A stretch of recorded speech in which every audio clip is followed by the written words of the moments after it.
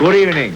For those of you who are taking notes for one reason or another, I'm Hans Conried, your host for the next half hour.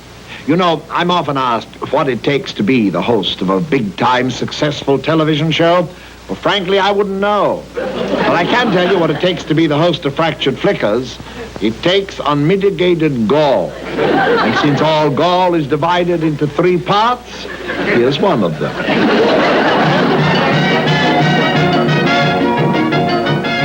My name is Anna Marie Lesser.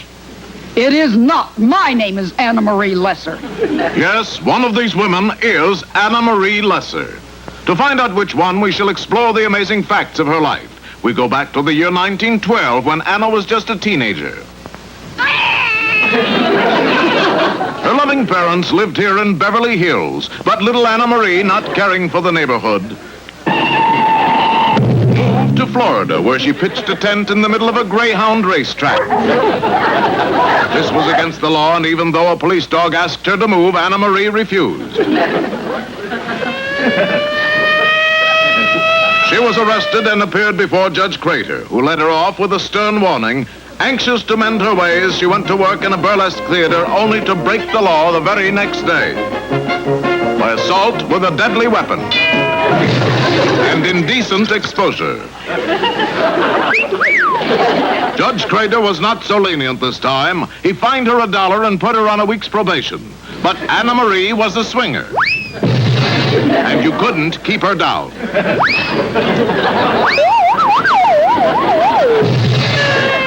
Had she been caught, it would have meant life. But she eluded the police and became a peeping Tom. As we said before, one of these girls is Anna Marie Lesser, and she is now wanted by the FBI. Which one is the real? I guess they both were.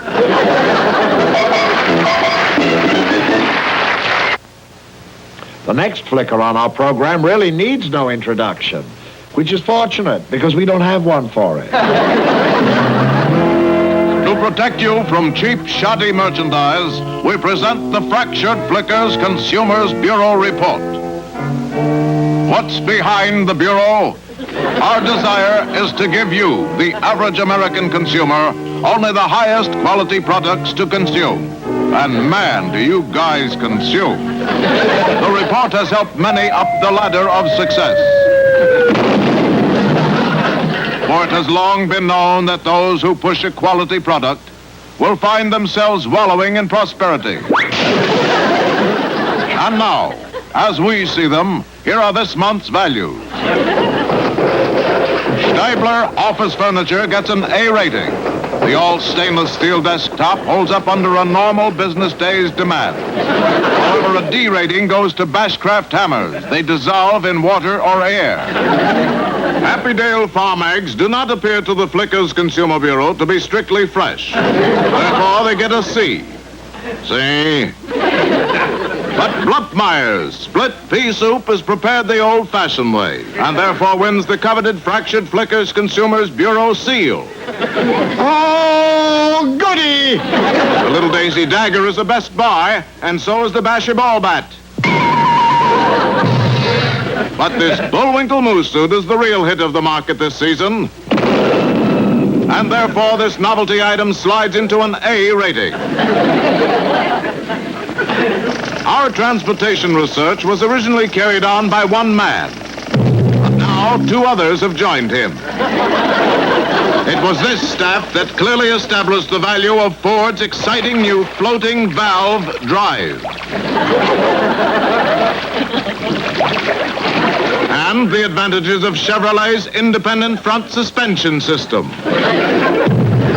As well as Plymouth's exciting new feature, instant backseat cooling. Their study showed that Japanese motorcycles would not hold up as well as Manila rope. The rope, however, was thoroughly tested in this unique traveling laboratory and given a AAA rating. In fact, it beat all competition. The report also confirmed suspicions that Mexican burros simply do not hold up under use. But our number one selection this week is Loosedale Track Toes. Not because of their sturdy walls, or even because they provide ample bathroom space. No, they win because of their stability. Not the house, you understand. Just the bathroom.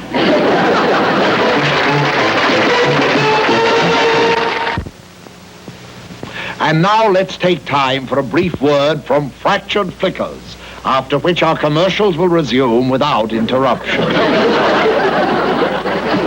This program is brought to you as a public service to the thousands of typical citizens all across the country. This time of year has a special heartfelt significance. Yes, the fun begins when your income tax forms arrive, usually by airmail. When they do, just settle back in your favorite chair while your wife reads you the income tax form instructions. Some people complain that these directions are unnecessarily complex. However, on close inspection, you will find them really simple and easy to follow. Once you've read them, it's a good idea to set them aside for a while and take a moment to digest their contents. Next is the all-important matter of deductions. If you're wondering which ones you are legally entitled to, why not talk the matter over with your local tax official? He's grown to expect this kind of inquiry and is sure to give you a warm welcome. It's important to select your deductions with great care. If you're like most businessmen, there are certain favorite deductions you take each year as a matter of course. In fact, this list of legitimate business expenses at times seems to be endless. It generally includes the family and other dependents, normal wear and tear on your business or home, educational expenses, business expenses, contributions to charities, and major business losses. Remember, the government requires you to report all your income regardless of its sources. And now, if you've been paying strict attention to this film, you'll find that you're ready to compute your tax. It's a simple process. All you have to do is follow the instructions we've given you, keeping in mind accounts receivable, accounts deductible, losses, receipts, expenses, assets, deductions, gains, dependents, exemptions, schedules, notes, bills, and, of course, money. What could be simpler? Yes, the Fractured Flickers way is the easy way to tax fun. A final note. In the event you innocently make a tax error in your favor, you may be asked to drop in for a visit at your local Bureau of Internal Revenue. While it's a good idea to bring your lawyer, there's no need for concern. Government people are no different from anyone else. They have their problems, too. For example, sadism, paranoia, homicidal mania, and so on. If your case proves difficult to handle, the government may dispatch an agent to your home to make a discreet inquiry. If you're like most folks, you'll show him the same courtesy you would any casual visitor to your home. He'll want to look over your records rather carefully. Most people anticipate this need by preparing the papers before he arrives. If the case warrants it, your taxman might bring along an assistant or two to facilitate his inquiry. Remember, this is a relationship based on mutual trust. These men do not suspect you of concealing anything. They simply want to glance here and there and have a casual look around. Often as not, any tax discrepancies they discover can be settled on the spot, amicably and with the utmost discretion, to save you the embarrassment of public exposure. So you can see that tax-paying the Fractured Flickers way can be painless and can be fun, too. All it takes is a little initiative, a little ingenuity, and a little larceny. Aren't you glad you pay taxes? Don't you wish everyone did?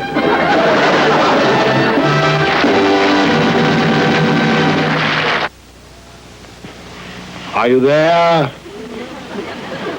Are you there? Oh, there you are. Some of you are probably wondering what this thing is that I have in my lap. Well, it's called a Ouija board, and it's an ancient device for communicating with those who have left this mortal sphere for that big movie lot in the sky. Tonight we're going to use it to try to get in touch with some of the long-gone stars of fractured flickers. But the Ouija board always works better if you have a partner, and particularly so if that partner is young, beautiful, and talented. And I think this young lady fills the bill very nicely. Ladies and gentlemen, a recent import from Switzerland, and star of such pictures as Dr. No and 4 for Texas, Miss Ursula Andress. Thank you, Hans. I'm very happy to be here. You're very happy. Now, Miss Andress, are you ready to begin our experiment in communication with the spirits? Ready? Now, if you just come a little closer. That's it. Now, Ouija, are you there? Are you out there? Ouija, we're running a little late. You'll have to hurry. Oh, yes. Ouija is here. Can we talk with the silent movie star of long ago? Yes, again. Who are you, a movie star of long ago?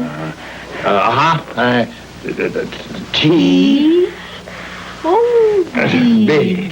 Those are initials, probably. I wonder who that is. Hans, there is only one silent movie star's initials are T.B. Theda Barra. Of course, Theda Barra. Are you happy up there? No! Oh, she's not. Well, Miss Barra, you are up there, aren't you? Yes. Oh, well, that's definitely anyway, but she's not happy. I wonder why. What makes you so unhappy? F. Oh, initials again. I wonder what they stand. Oh, fleeting fame, I suppose. Or fickle fans. They always make me unhappy. No, Fatty food, maybe. you know very well what is that FF. What? Fractured flicker. Oh, of course. Why didn't I think of that? What do all you movie stars talk about throughout eternity? Let's see. M-O-N-E.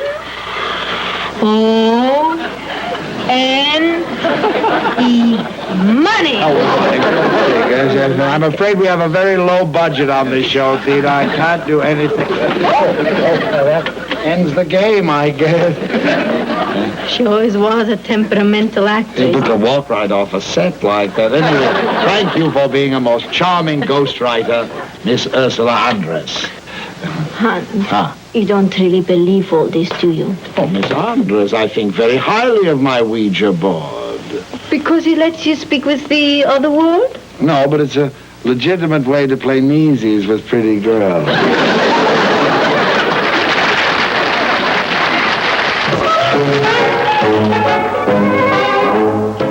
September the 10th. I knew as soon as I got out of bed that morning that this was to be a day of destiny for me. Of course, I couldn't find any hot water for my bath. I couldn't even find the bathroom. I had just about decided to chuck it and go back to bed. Then I thought of that grand old man, T.J. Lovelace, head of the public relations firm where I worked. What would T.J. say? If Pomfret doesn't punch in on time, I'll fire him. So right away, I got up and glanced at the trade papers. There it was in black and white. Vice Presidency open at T.J. Lovelace. Yes, this was to be my day of destiny. Hot dog, like huzzah. I determined to talk to T.J. directly, even if it meant going over people's heads. T.J., you know I've always looked on you as a father, but this vice presidency thing is bigger than both of us. Vice presidency? You young whippersnapper, you haven't got a line of publicity on the Prindle account since you got it. Look at that paper. I don't see anything. Neither do I. Not one word about Prindle Prepared Foods, our biggest account. Oh, our only account. T.J., I promise you Prindle will make the headlines in tonight's paper. Bah. Now, I gotta make an important call. Hello, hon, get me marshmallow. Hello. Drop everything, Marcia. I got another job for you. Who is it this time? Name of J.B. Prindle. Roger. Right. Well, by then it was 10:30, so off I went to lunch, not forgetting to say goodbye to TJ. At the club, I ordered a small steak, and because it was my day of destiny, I also ordered a martini. Make it a double. At 2 o'clock sharp, Marcia snuck into Prindle's apartment. At 2:15, I dropped into the newspaper club. Help you, sir? Get your mitts off that. Then I had a little chat with a friend of mine who writes a column for the Evening Wretch. A good story is worth a couple of bucks. No, it's for free. Even better. Come and have a drink. You think. At 2:20, Mr. Prindle found Marcia in his apartment. They really didn't hit it off too well at first. At 2:30, I visited police headquarters. Off you had. Here I spoke briefly with the desk sergeant, whom the other cops called Stubby for some reason. You'll go right over then? Okay, but I think you're a lousy stool pigeon. I'll shake on that. Bye now. Bye. At 2:45... I tell you, I didn't order a masseuse. Now get out of here. Go on. Come here, honey. Those neck muscles are all tensed up. You need one of Margie's special treatments. At 2:46, the cops and reporters broke in. At 3 o'clock, J.B. Prindle was in the clink. Extreme love nest raided. Breakfast food tycoon caught with masseuse. Wife sues for divorce. Prindle out on $50,000 bail. Extreme. At 5 o'clock, I took Marshmallow and a copy of the Evening Wretch to TJ's office. You think he'll like it? He'll love it. Watch. TJ, Mr. Prindle, gentlemen, Marcia, I suppose you're wondering why I called you all here. Yeah. Look here, TJ. Is that publicity or is that publicity? I told you it was my day of destiny, hon, and when I'm vice president... You bird brain, this stuff just cost us our only account. Well, I just followed orders, TJ. Well, here's another one. Get out. But I always looked on you as a father, TJ. Come on, Marcia. Wait. The young lady can stay. I think my neck muscles are tensing up again. Well, the next day, the trades carried the news. It seems that for vice president, TJ appointed somebody else who looked on him as a father. His son. Yes, September 10th was my day of destiny, all right. And now, each week, at the unemployment office, as I stand hat in hand before the window, I realize I was destined to be a bum.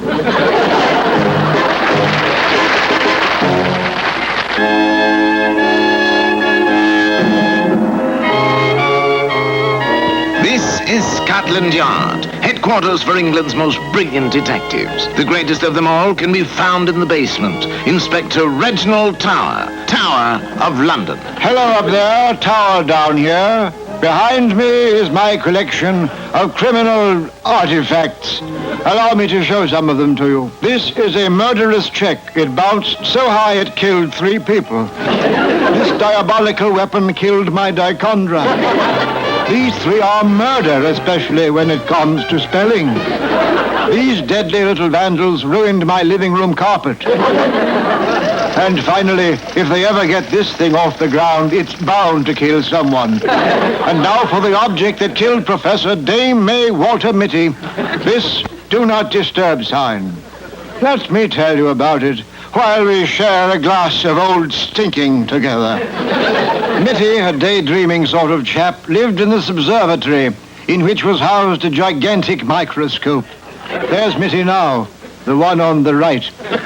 One day, while Mitty was looking at heaven knows what, he fell victim to the prying eyes of a foreign agent bent on his destruction. Mitty was totally unaware that he was being spied upon as he gazed at a star. There she is now. A star at Minsk, as you know. I know.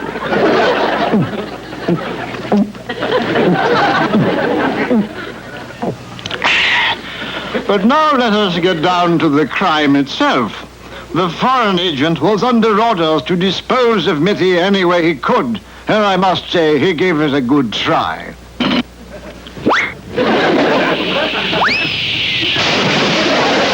Betty, nobody's fool, took precautionary measures, and this is where the sign comes in. The villain struck again. This time his choice of weapons was successful. Of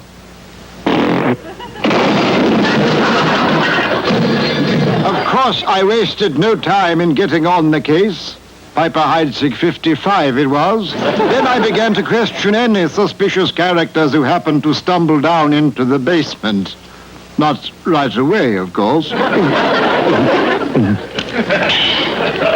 I questioned the Lone Ranger, Joel McRae,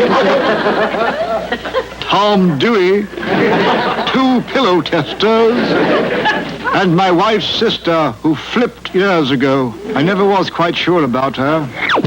Or him. Ladies and gentlemen, you have just witnessed the most astounding case it has been my privilege not to solve. Do you know who the murderer is? Well, I arrested this chap, and then they locked me up in this basement, along with the fellows who wrote this flicker. Ladies and gentlemen, this next flicker is one of my all-time favorites. I hope that you'll enjoy it as much as I do. What is it? Well, football fans, the season is over and it's time to put the old horse hide away. And who made our fractured Flickers All-Pro team this year? There they are, 11 of the top pros in the country. And now for an individual rundown on each player. At left end, the man with the $1 million hands, Eddie the Grabber Durkin, who broke all previous records, and his back. Left tackle, the most sensitive lineman in the league, Carl Tinkerbell Donlevy. During the off-season, Tinkerbell is a crybaby, among other things. At right guard, Harry the Cat Lombardi, shown here wearing a bathrobe he made himself. Playing center is without a doubt the most popular player on the team, Big Mommy Lipscomb. Alternating at right guard, the 3 Kowalski brothers who played for Bless You. At right tackle, good time Charlie Ackerman, in the off-season, a party crasher. At left end is kicking specialist Hoof Gibson, also a staunch Democrat. Here's our flanker back from Mexico State College, senior citizen. And at right half, Jumpin' G. Hossifat, a native of Boulder, Colorado. And there is the dirtiest player in the league, star fullback Benedict Arnold, who once played for West Point. There they are, fans. 11 of the best-looking men to ever trot out on a football field. And who is our player of the year? Well, it can't be him. I put him in jail.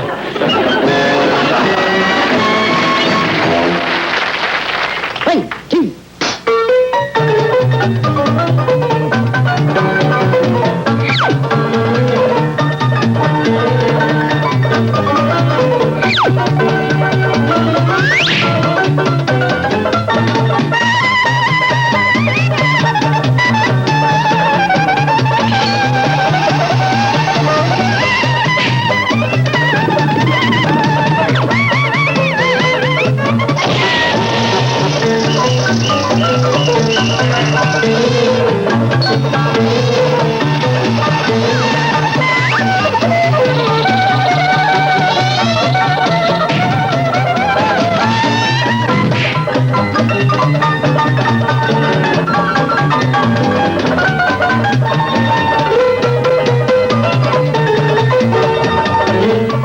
This is Hans Conried bidding you a fond farewell and leaving you with this thought. If all the cars in the United States were placed end to end, it would be Friday night on the freeway.